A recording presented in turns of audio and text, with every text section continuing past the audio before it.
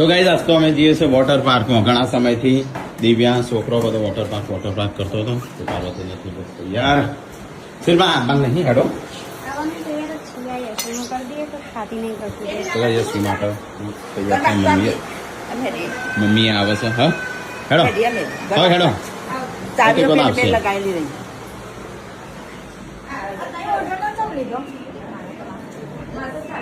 તો ગાઈસ મેટલો થઈ ગયો છે તૈયાર આનો દિવ્યાંશ થઈ ગયો છે તૈયાર દિવ્યાંશ કેટલા દિવસથી રાડો પાડતો તો વોટર પાર્ક જવું તો કાલ તો નથી લઈ ગયા હતા પણ આજ રિયલ વોટર પાર્કમાં લઈ ગયા છે જવું છે